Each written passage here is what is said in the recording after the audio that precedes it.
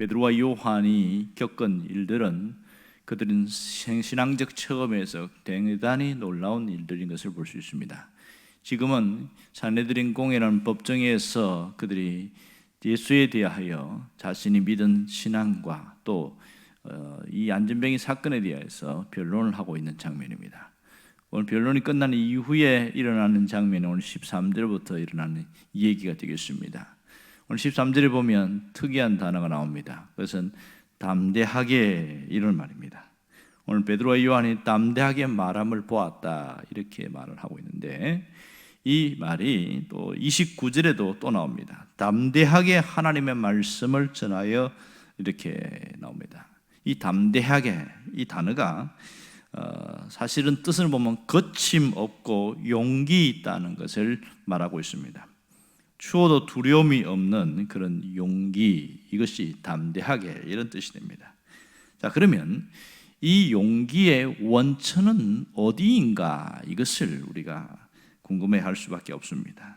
사실은 나약해질 수밖에 없고 용기 없는 자로 살아갈 수밖에 없는 현실인데, 이 법정 앞에서, 그것도 산헤드린 공회원 71명이 있고 그 옆에 장로들도 있고 굉장히 대단한 권세자들 앞에서, 그것도 법정에 서 있는 자들이 어떻게 용기 있게 말할 수 있었냐는 겁니다. 이것은 우리가 인간적인 용기가 아니라 성령을 통하여 나타난 용기라는 것을 충분히 알 수가 있습니다. 성령을 통해서 나타난 용기 중에, 그러면 성령께서 어떻게 역사하시냐면 그들이 갖고 있는 성경 지식에 대하여 통달할 수 있게 됐다는 겁니다. 전에도 읽었고 지금도 깨달았던 그것이 통합적으로 깨달아지게 되어졌고, 예수 그리스도에 대한 사건이 새롭게 와닿게 되었던 것이, 그것이 담대하게 말할 수 있던 하나의 근원이 됩니다. 또 하나는 성령께서 주님을 사랑하는 마음을 주셔서 용기 있게 하셨다는 것이 두 번째 특징이겠지요. 그리고 의지적인 결단을 갖게 해서 용기 있게 했다. 결국은 성령의 역사로 나타나는 것은 맞습니다. 성령께서 신령한 지식을 주시고 또 성령께서 그 마음을 새롭게 하셔서 사랑을 충만케 하시고 새로운 결단을 주시다는 것은 분명히 깨닫습니다. 그러면 여기에서 본래 베드로가 그러면 이렇게 대단한 사람이었는가? 그의 인간적인 모습을 보면 이것과 전혀 상관없는 자인 것을 알 수가 있습니다. 베드로는 사실은 성격이 다혈질적인 사람입니다. 자기가 욱하는 성격이 있으면 그것을 해버리는 사람입니다. 심지어 예수님이 바다 위를 걸어와도 자기가 한번 걸어가고 싶다, 말도 안 되는 이야기지만 그것을 요청을 하면서 또 물 위로 걸어가기도 하고, 이렇게 여러 가지 사건도 겪으면서 또 엄청난 일도 하게 되어지고, 이런 일들이 참 많습니다. 그러나 베드로가 욱하는 성격에 자기는 절대로 예수님 버리지 않는다고 한번 마음 먹었기 때문에 예수님을 따라갑니다. 지금 대제사장 뜰 앞에 가서 산헤드린 공회원 앞에까지 서 있었던, 과거에 수개월 전에 예수님이 잡혀서 갔던 그 자리에 지금 서 있거든요.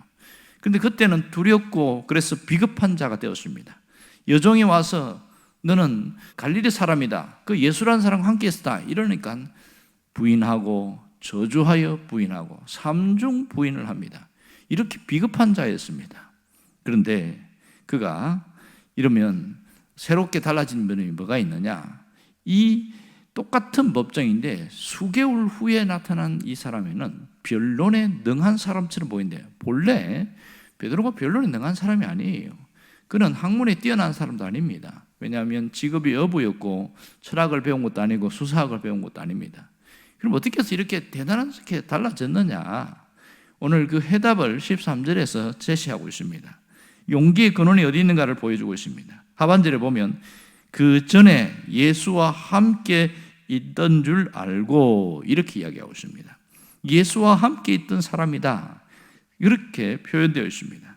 이 말은 단순히 예수님 옆에 있었다는 뜻이 아니라 예수님의 제자요, 예수님을 닮은 사람이요, 예수님의 부활을 체험한 사람이다. 이것이 용기의 원천이라는 것을 보여주고 있습니다. 그러니까 그는 예수님과 동행했다는 것을 분명히 보여줍니다. 특별히 성령께서 임재하셨을 때에 부활하신 주님에 대한 체험이 더욱더 새로워지게 와닿게 되었던 것이죠. 결국은 베드로의 진정한 용기는 신앙적 체험에서 왔습니다. 그 신앙적 체험의 중심에 부활의 주님이 함께 하신 것을 볼 수 있습니다. 그 주님이 육신적으로 떠나갔지만 자기가 함께 하고 있다는 것을 바로 이 안진뱅이 사건을 통해서 직접적으로 보여줬다는 것을 확신하게 되었습니다. 이 부활의 주님에 대한 생명의 체험은 기적으로 나타났고 능력으로 나타났고 그의 마음속에 담대함으로 나타난 것을 볼 수 있습니다. 여기에 주님이 함께 계신다는 확정적 믿음이 있었기에 그는 용기 있게 살아갈 수가 있었습니다. 오늘 우리에게 보여주는 영적인 진리가 무엇입니까? 그것은 부활신앙은 정말 우리를 새롭게 한다는 겁니다. 부활을 믿는 사람과 믿지 않는 사람은 상당한 차이가 있고 또 부활신앙으로 살아가는 사람과 부활신앙을 그냥 단순히 믿는 사람은 더 큰 차이가 있다는 겁니다. 부활신앙으로 살아가는 사람에게는 용기 있게 만든다. 이것이 대단히 큰 초점이라고 할 수 있겠지요. 여러분, 부활신앙은 이 용기 있게 만든다고 그러는데 그 배후에는 성령의 역사가 있습니다. 성령의 임재가 있었고 성령의 동행하심이 있었고 성령이 부어주신 은혜가 있습니다. 보이지 않지만 성령의 역사가 끊임없이 이어질 때에 놀라운 역사가 있었습니다. 그래서 나를 하나님이 쓰신다는 것, 그것에 대한 깨달음이 오니까 그는 담대하게 죽음 앞에까지도 갈 수 있는 그런 용기 된다가 될 수 있습니다. 오늘 그리스도인들은 어떤 모습으로 살고 있습니까? 어떤 난관에 부딪힌다든지 시험이 온다든지 어려움이 올 때에 어떤 자세로 살아가고 있느냐 하는 겁니다. 믿음이 있다고 하는데 정말 믿음이 언제 나타납니까? 문제가 생겼을 때, 어려움이 있을 때 그 믿음이 나타나는 것이거든요. 우리가 평소에 갖고 있는 믿음이 그런 데 나타납니다. 그런데 일반적으로 봤을 때 진짜 그리스도인은 죽음 앞에서 드러나게 되어집니다. 죽음 직전에 있을 때 임종 앞에서 조금도 두려워하지 않는 그것이 신앙인이 갖고 있는 용기요, 또 슬픔 속에서도 딛고 일어나게 하는 것, 그것이 신앙인이 가진 용기라고 할 수 있습니다. 여러분, 살아있을 때 우리가 하나님이 나를 쓰신다, 하나님이 나를 통하여 역사하신다는 그 분명한 확정적 믿음을 갖고 있을 때 용기 있는 자로 살아갈 수 있게 되어집니다. 오늘 하나님이 나를 쓰신다는 것을 분명히 알게 되어지면요, 우리의 나이에 상관없이 용기 있는 자로 살아갈 수 있습니다. 지금 베드로와 함께 법정에 와 있는 사람이, 이 안전병이었던 사람이 치유받았고 건강한 몸으로 옆에 와 있습니다. 이 사람은 방청객으로 와 있는 겁니다. 그러면서 저 뒤에 있지 않고 직접 앞에서 베드로 옆에 있습니다. 자, 얼마나 감격이 됐을까요? 물론 이 두려운 현실과 상황이지만 이 증인이 있기 때문에 더 이상 비난할 수가 없게 돼버린 거죠. 단순히 위안 정도가 아니고 여기서 수직적으로 뭘 봤냐면 하나님이 나를 통하여 이런 일을 하셨다는 것, 이것이 더 큰 감동이었던 거죠. 하나님이 나를 쓰신다는 확정적 믿음이 있으면 우리가 어떤 것이든 이겨낼 수 있는 힘이 생기더라는 겁니다. 정말 용기 있는 것은 성령의 역사가 있지만 그 속에 내 안에서 확신이 있어야 됩니다. 하나님이 지금도 나를 통하여 교회를 세우시고 하나님 나라를 세우시고 하나님의 일을 이루어 가신다. 그런 용기가 생기게 되어집니다. 그 믿음 안에서 용기가 생기게 되어지더라는 겁니다. 여러분, 이런 사람이 경건이 따라올 수밖에 없습니다. 진실한 경건이 생길 수밖에 없습니다. 오늘 19절에 보면 베드로가 얼마나 용기 있고 담대한지를 다시 한번 보여주고 있습니다. 오늘 여기 보면 베드로와 요한이 대답하여 이르되 하나님 앞에서 너희의 말을 듣는 것이 하나님의 말씀 듣는 것보다 옳은가 판단하라. 대단한 말이지요. 이 법정에 있는 사람들이 더 이상 한 번도 이런 일이 없는데 베드로와 요한을 석방하려고 하면서 마지막에 다시는 예수의 도에 대해서, 부활에 대해서 말하지 말라, 이렇게 말하니까 여기서 더 용기 있게 말해서 하나님 앞에서 너희가 이게 옳은지 판단해봐라, 이런 얘기를 하고 있는 거죠. 정말 대단하지 않습니까? 오늘 우리가 이 땅을 살아가면서 어떻게 살 것인가, 그것을 오늘 정확하게 보여주고 있습니다. 한마디로 말하면 용기 있는 자로 살아가라, 그것이 핵심이라고 할 수 있습니다.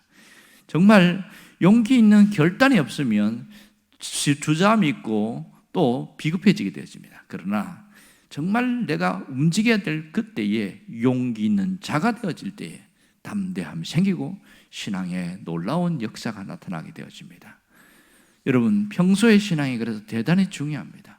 매일매일 하루하루의 삶 가운데 주님과 함께하는 그 믿음과 동행, 그것이 평소에 훈련되어진 것이 위협과 어려움 속에 난관 앞에서 그 신앙이 그대로 드러나게 되어진다는 겁니다.